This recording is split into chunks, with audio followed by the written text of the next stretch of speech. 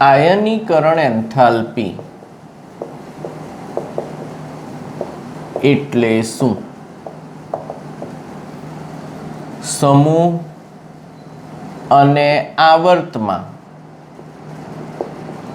તેમાં થતા ફેરફાર સમજાવો. તો વ્યાખ્યા લખું છું. 1 મોલ વાયુરૂપ તટસ્થ પરમાણુમાંથી 1 મોલ ઇલેક્ટ્રોન દૂર કરવા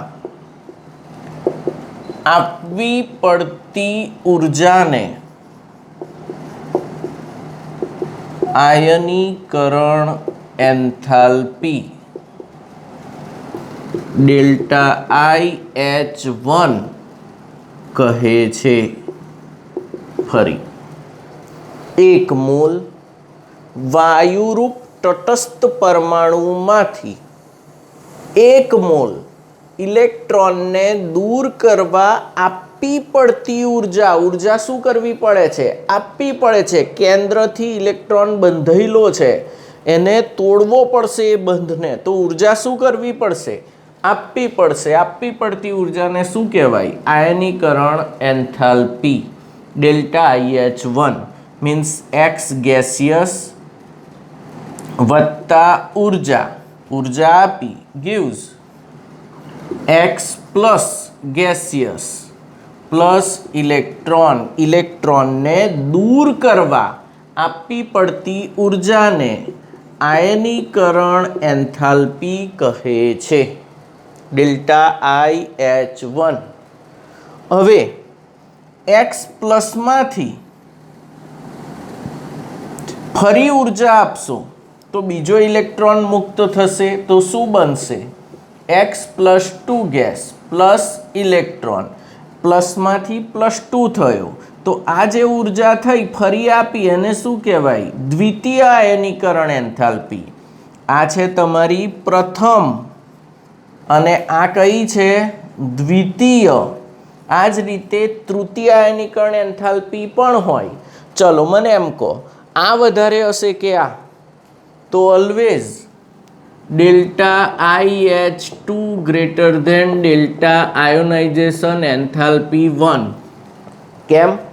પહેલો ઇલેક્ટ્રોન દૂર કરવા હંમેશા ઓછી ઉર્જા આપવી પડે, પણ બીજો ઇલેક્ટ્રોન દૂર કરવા કેવી ઉર્જા આપવી પડે?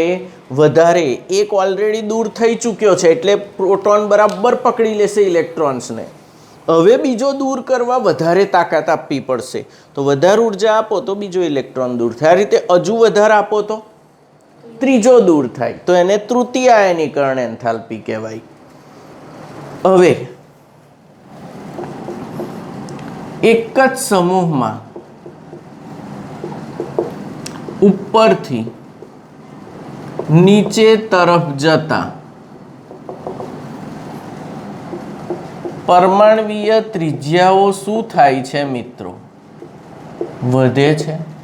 પરમાણ્વીય ત્રિજ્યા શું થાય છે? વધે છે. ધેરફોર કેન્દ્રથી સંયોજકતા ઇલેક્ટ્રોન દૂર જાય છે.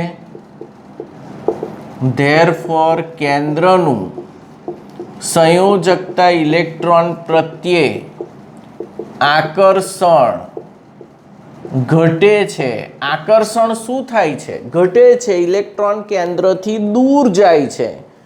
ધેરફોર ઇલેક્ટ્રોનને દૂર કરવા આપવી પડતી ઉર્જા ઘટતી જાય છે.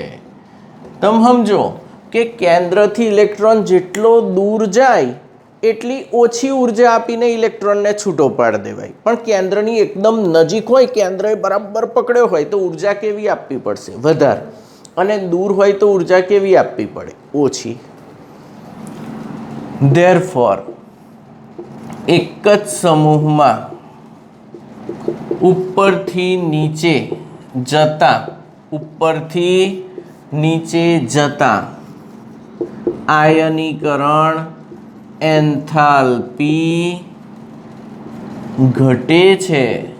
ધેરફોર આયનીકરણ એન્થાલ્પી ડેલ્ટા IH1 ઓફ, બોલો જલ્દી, Li લેસ ધેન, ના ગ્રેટર ધેન આવશે ને, greater than Na greater than K RbCs. આયનીકરણ એન્થાલ્પી શું થતી જાય? ધીમે ધીમે ધીમે ધીમે ઘટતી જાય. ઓકે, હવે આવર્તમાં જોઈએ.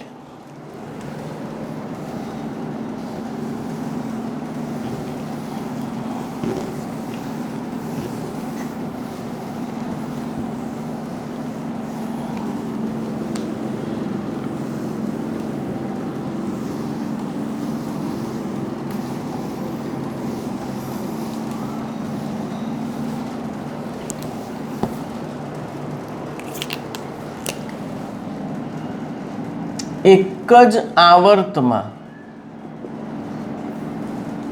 ડાબી બાજુથી જમણી બાજુ તરફ જતા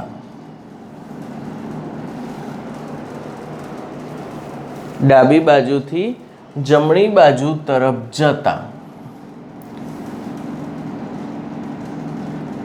આયનીકરણ એન્થાલ્પી વધવી જ જોઈએ. શું થવી જોઈએ? વધવી જ જોઈએ, કારણ કે કદ ઘટે છે. કદ શું થાય છે? ઘટે છે. કદ વધે તો આયનીકરણ એન્થાલ્પી ઘટે, અને કદ ઘટે તો આયનીકરણ એન્થાલ્પી વધે. તો વધવી જ જોઈએ, પરંતુ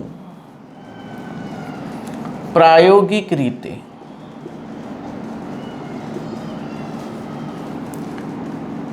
બીઈની આયનીકરણ enthalpy greater than boron,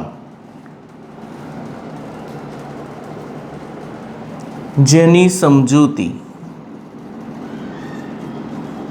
electron રચનાથી અપાય.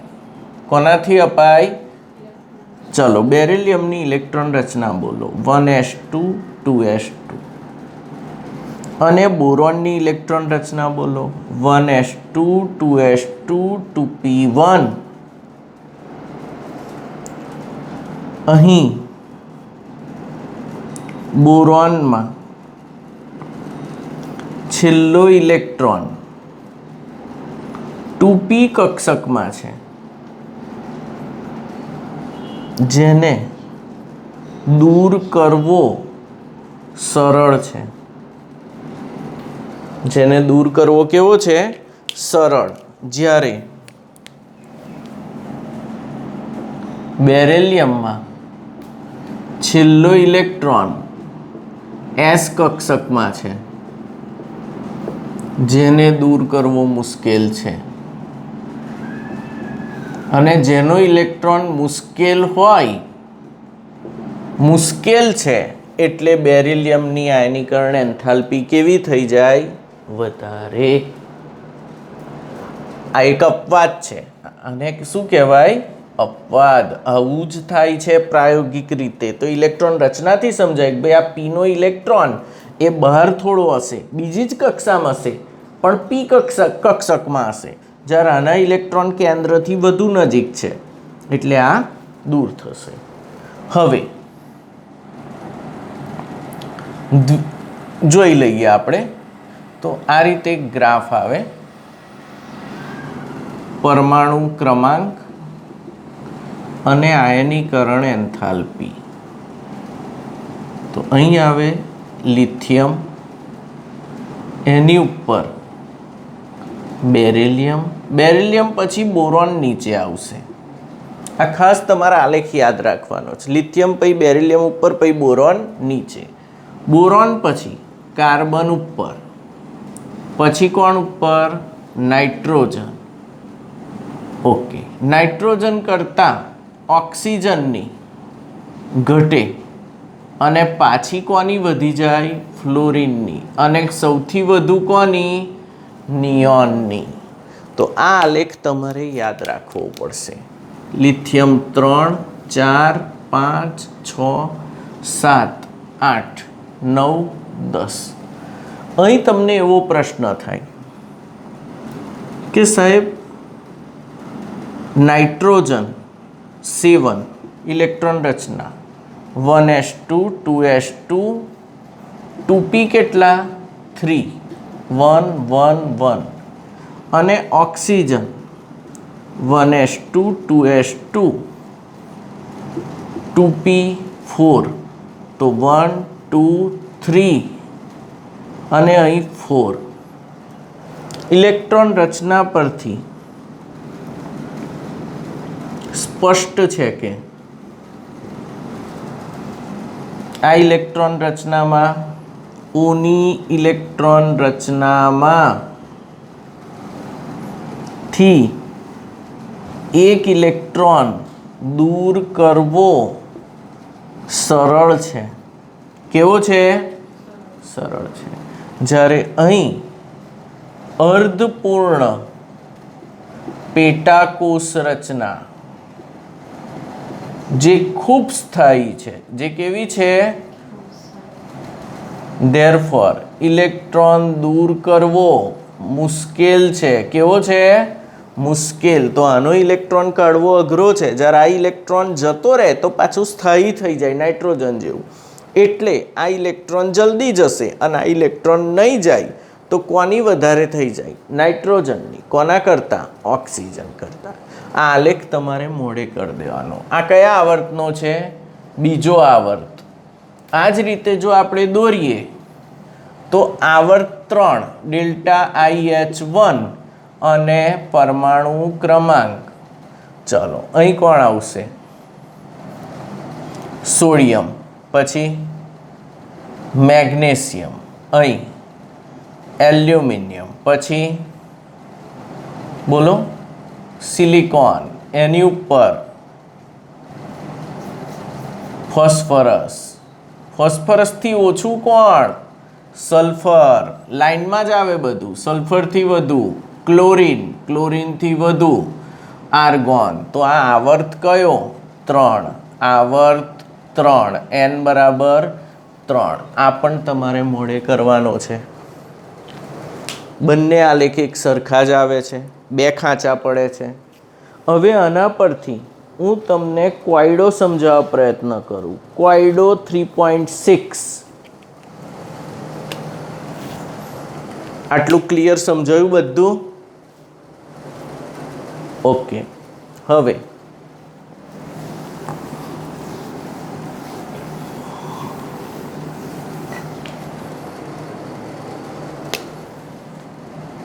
ક્વાઇડો 3.6. આ બાજુ લાવજો કેમેરો. NaMg અને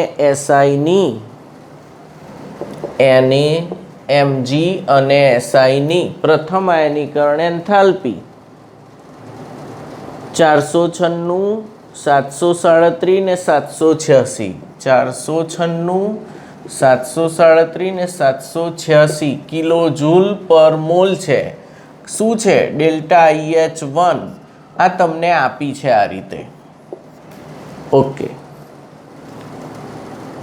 તો એલ્યુમિનિયમની ડેલ્ટા IH, એલ્યુમિનિયમની ડેલ્ટા IH1 કેટલી હશે? 2 ઓપ્શન આપ્યા છે, 575 કે 760. 575 ઓર 760. ચલો મને કહો. Na એટલે 11, આ 12, આ 14 અને એલ્યુમિનિયમ એટલે 13. ડાબેથી જમણે જઈએ તેમ આયનીકરણ એન્થાલ્પી શું થવી જોઈએ? કદ શું થાય? ઘટે. આયનીકરણ એન્થાલ્પી વધે. તો તમે 496, 737 અને 786, 737 ને 786 ની વચ્ચે 13 આવે તો આ 760 લખાય? આવી જાય? પણ એવું નથી. આલેખ જુઓ. સોડિયમ, ધ્યાનથી આ આલેખ જુઓ. સોડિયમ કરતાં મેગ્નેશિયમની કેવી હશે? વધારે. મેગ્નેશિયમ કરતાં એલ્યુમિનિયમની કેવી હશે? ઓછી. અને પછી સિલિકોનની વધારે. તો Mg અને Na ની વચ્ચે એલ્યુમિનિયમ આવે. મીન્સ આ બેની વચ્ચે કયું મૂલ્ય છે? 575 આલેખ પરથી. કોના પરથી? તમને સમજાયું? આલેખ પરથી Na અને Mgની વચ્ચે એલ્યુમિનિયમનું મૂલ્ય આવે, અથવા ઇલેક્ટ્રોન રચના પરથી, અથવા કોના પરથી? ઇલેક્ટ્રોન રચના પરથી. એસનો ઇલેક્ટ્રોન દૂર કરવો અઘરો છે અને પીનો ઇલેક્ટ્રોન સરળતાથી દૂર થાય છે. બોરોન અને બેરિલિયમ જેવું જ છે, સેમ. ઓકે, પણ આલેખ પરથી બહુ જલ્દી ખબર પડે કે ભાઈ Na અને Mgની વચ્ચે મૂલ્ય આવશે. ચોક્કસ ખબર પડી તો સાચું મૂલ્ય 575 છે. આગળ સ્વાધ્યાય જોઈએ. હવે ધ્યાનથી જુઓ. સ્વાધ્યાયમાં 3.14 પછી 3.15 તો બીજા ચેપ્ટરનો છે.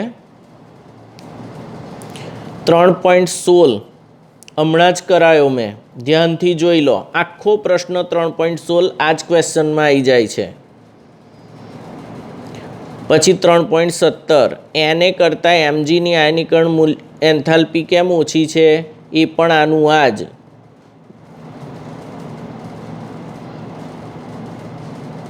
આયનીકરણ એન્થાલ્પીનું મૂલ્ય શેને કારણે ઘટે છે? શેને કારણે? કદ વધે તો આયનીકરણ એન્થાલ્પી ઘટે. 3.19 નથી કરવાનો. પછી ઇલેક્ટ્રોન પ્રાપ્તિ એન્થાલ્પી આવી જાય છે. ઓકે, પૂરું કરો.